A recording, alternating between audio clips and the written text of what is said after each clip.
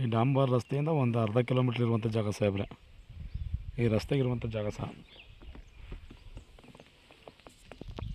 ನೋಡಿ ಸಾಹೇಬ್ರೆ, ಈ ಮಡ್ ರಸ್ತೆಗಿರುವಂಥ ಜಾಗ ಸಾಹೇಬ್ರೆ.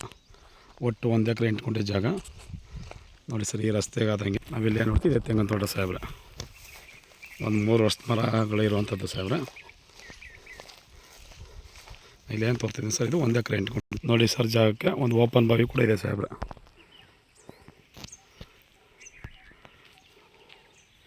ಒಂದು ಓಪನ್ ಬಾವಿ ಜೊತೆಗೆ ಒಂದು ಬೋರ್ವೆಲ್ ಸಹ.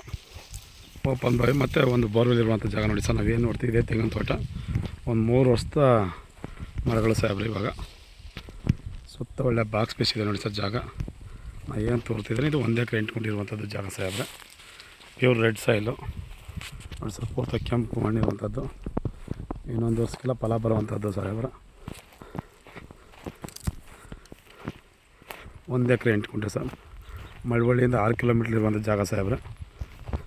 ಡಾಂಬರ್ ರಸ್ತೆಯಿಂದ ಅರ್ಧ ಕಿಲೋಮೀಟ್ರ್ ಇರುವಂಥ ಜಾಗ ಸರ್ ಇದು. ಲಿಫ್ಟ್ ಇರಿಗೇಷನ್ ಎಲ್ಲ ಆಗಿದೆ.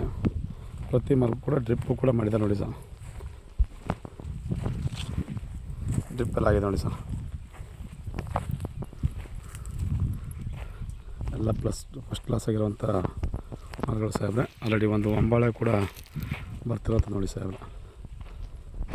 ಏನೋ ಫಲ ಕತ್ತಿರೋಂಥದ್ದು. ಬೆಂಗಳೂರಿಂದ ಒಂದು 106 ಕಿಲೋಮೀಟ್ರು, ಮಳವಳ್ಳಿಯಿಂದ ಒಂದು 6 ಕಿಲೋಮೀಟ್ರು ಇರುವಂಥ ಜಾಗ ಸರ್. ನಾನು ಏನು ತೋರ್ತೀನಿ ನೋಡಿ ಸಾಹೇಬ್ರೆ. ಎಲ್ಲ ಮರಗಳು ಫಲಕ್ಕೆ ಬರ್ತಿರೋಂಥ ಮರಗಳು ಸಾಹೇಬ್ರೆ. 1 ಎಕರೆ 8 ಗುಂಟೆ ಇರುವಂಥದ್ದು ಸಾಹೇಬ್ರೆ. ಒಂದು ಬೋರ್ವೆಲ್ಲು ಮತ್ತು ಒಂದು ಓಪನ್ ಬಾವಿ ಇದೆ ಸಾಹೇಬ್ರೆ.